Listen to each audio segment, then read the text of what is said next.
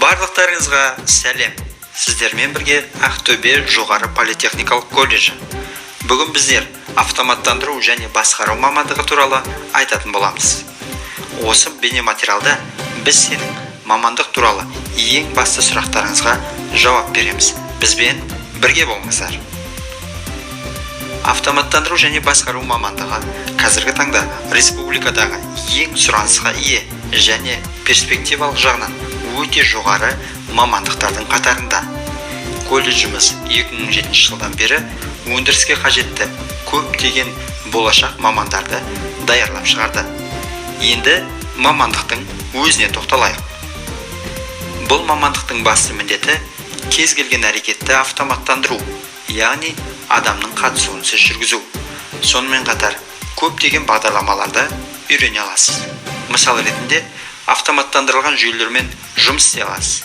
Яғни автокад, автоматты түрде жобалау, 1С бағдарламасы арқылы кәсіпті автоматты түрде басқару, SCADA, технологиялық процестерді басқару жүйесі сияқты бағдарламаларды меңгере аласыз.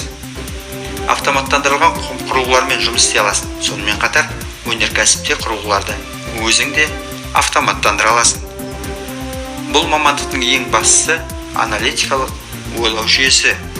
Әрине, бұл мамандықты бітірсем, мен кім болам деген сұрақ туындауы мүмкін.